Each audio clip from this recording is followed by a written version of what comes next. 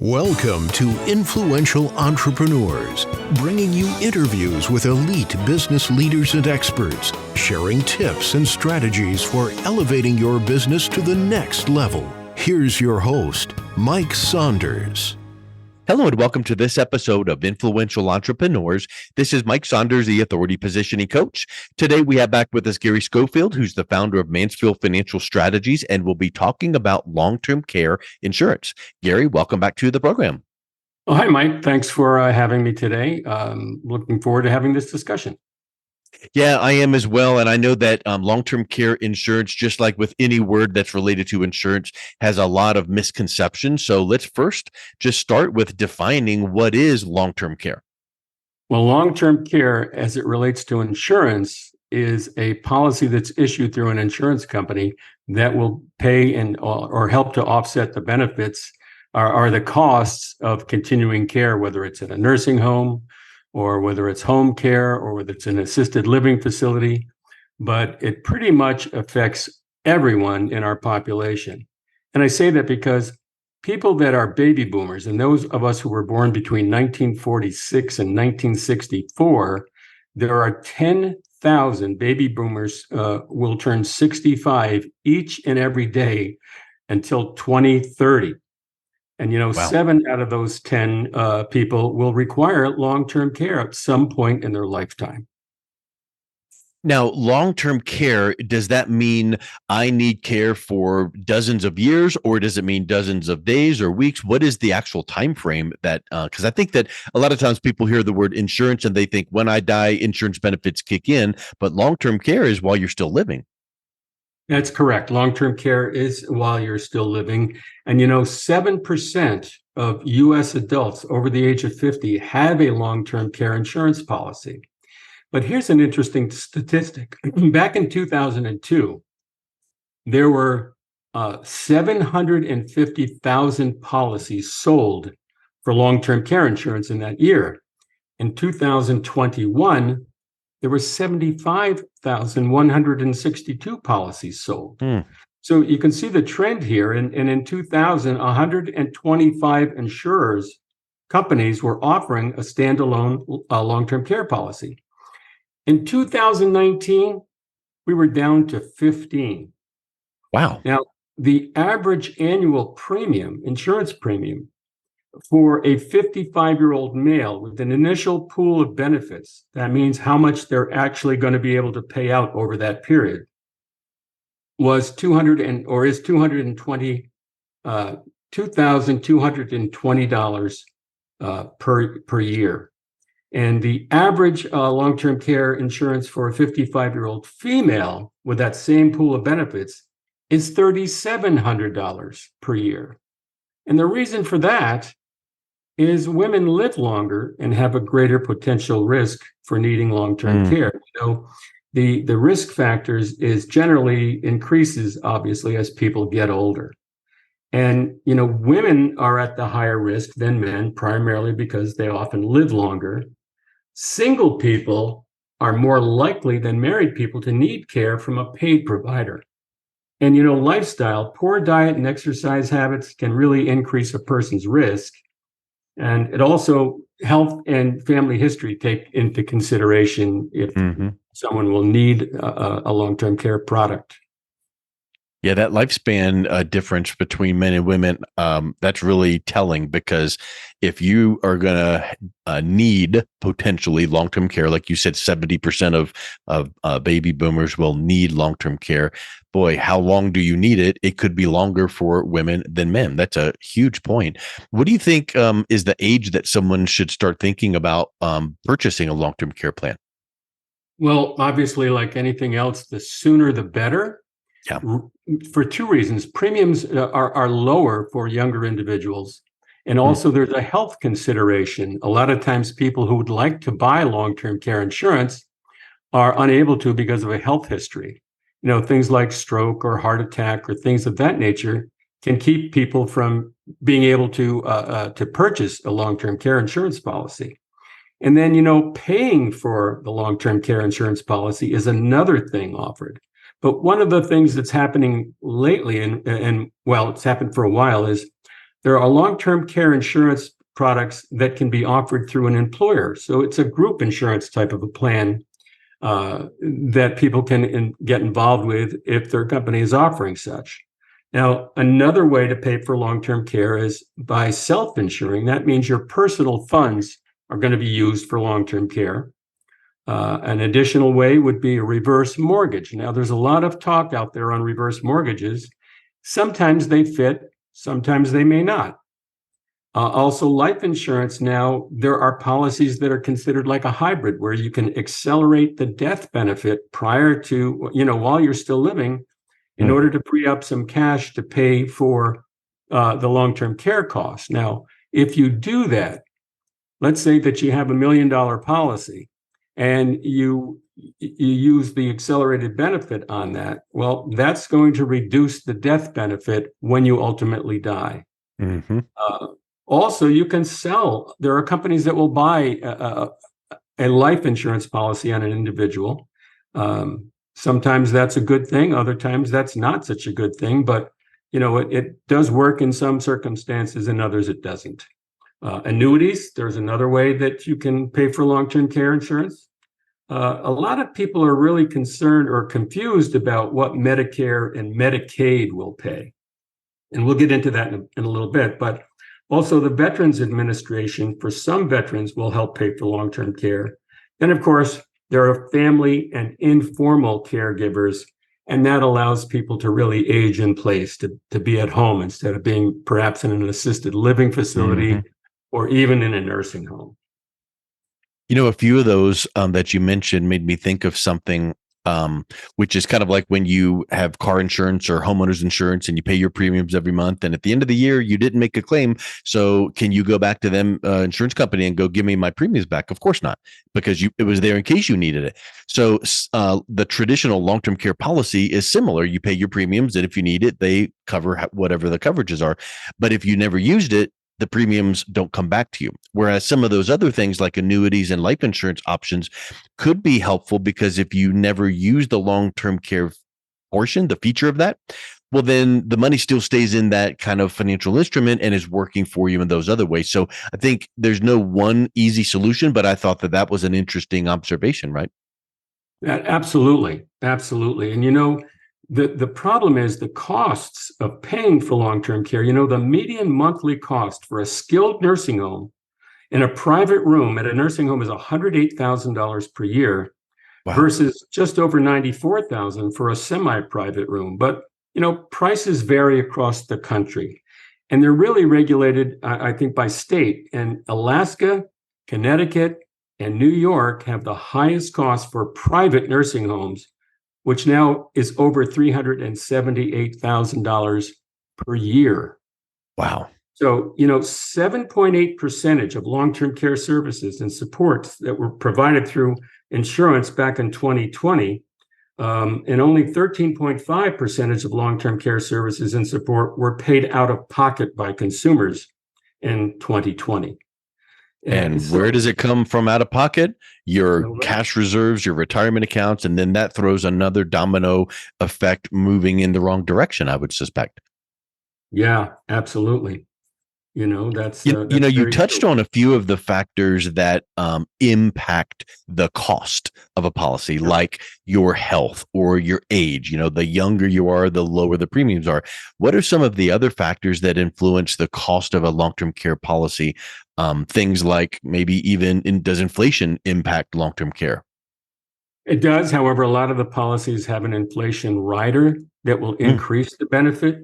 And that's an option on most of the policies. And, the premium costs for a long-term care policy may exceed the monthly or annual budget of some older adults. And some plans only pay for long-term care provided in a facility, a nursing home, not at-home options. And some providers may deny coverage for those with a pre-existing condition or an illness, like I touched on before. And some plans have an elimination period, which means before the benefits actually start, the policyholder is still responsible for the total cost of their care during that waiting period time. And there are lifetime benefit limits on a lot of the contracts that are out there today. So, if You we look mentioned at, like 100,000 for an average cost, and they're different in different parts of the country.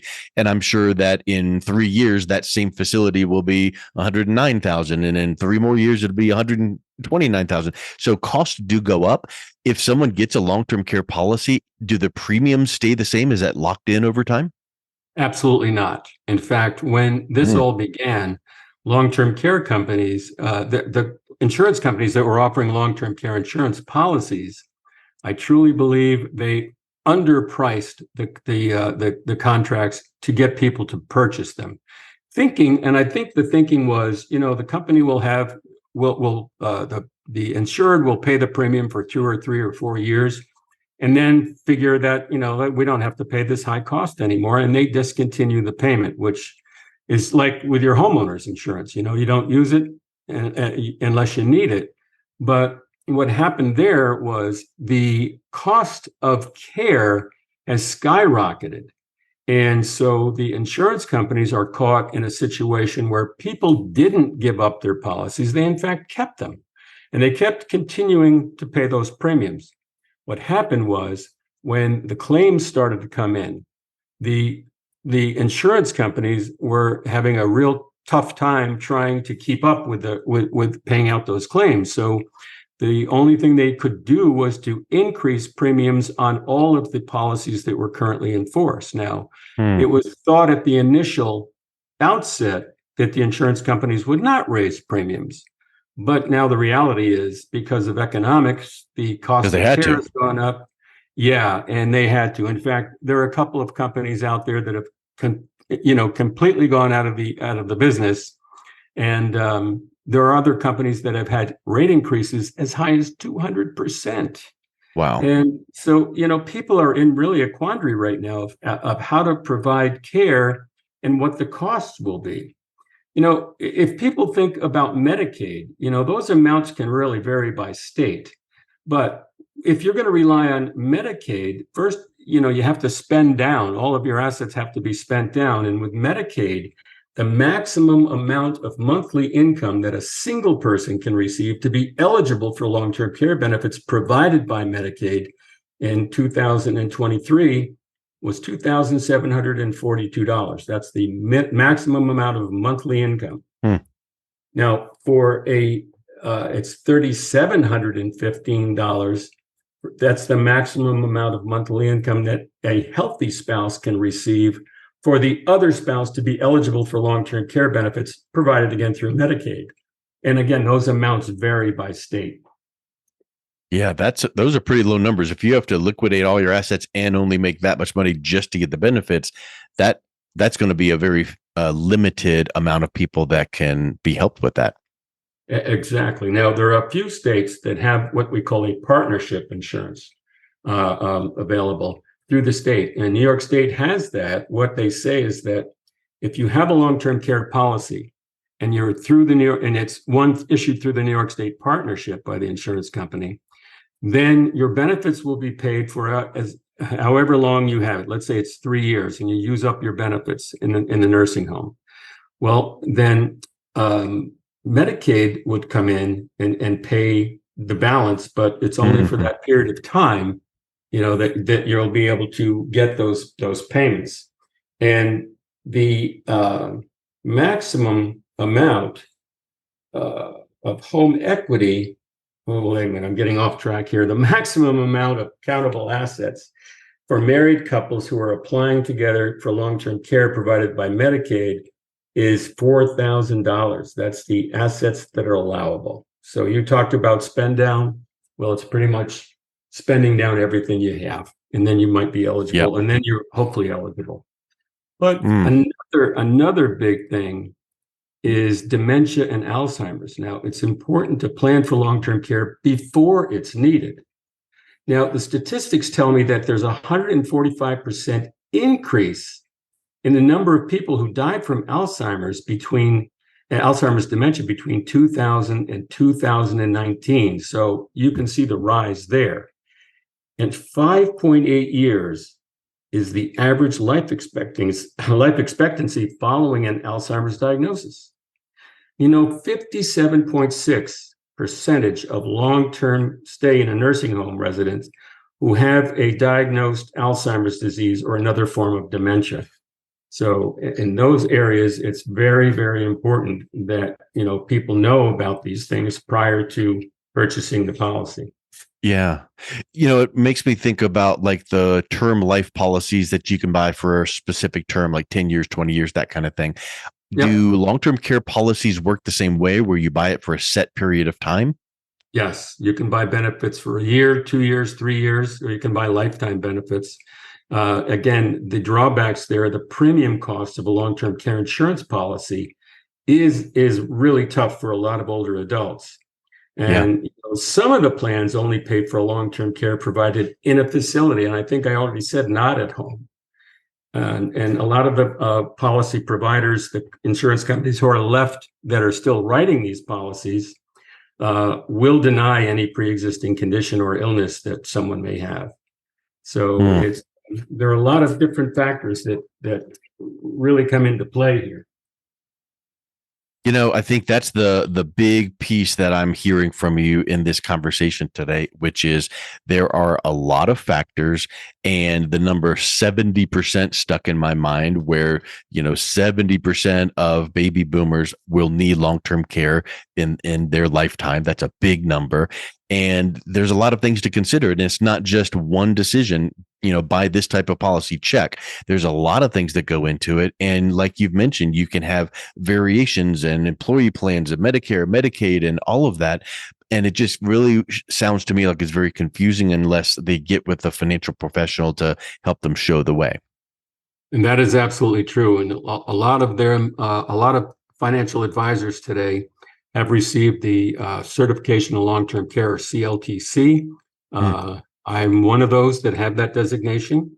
And if you're working with an advisor who is not familiar with long-term care, I would say you might want to find someone who is, because there are so many things that, as you say, Mike, that could be a real differentiating point between contracts and policies. And the alternative policies or alternative ways to pay for long-term care are becoming much more advantageous when you consider the cost of the premiums for long-term care policies. And as you hit the point before, if you use a hybrid life insurance policy, or if you take money from an annuity or one of those things, then you don't have to worry about losing the money, because if you're using a life insurance policy, the death benefit is still going to be available. Yeah. Even if you have taken out a portion of those death benefits, prior to your demise. Yeah, that's important to think about. And I think anyone wondering how would this look for me needs to just get with someone like yourself, a certified long-term care advisor. And I think that's spectacular. So Gary, thank you for coming back on today. What's the best way someone can learn more and also reach out and connect with you?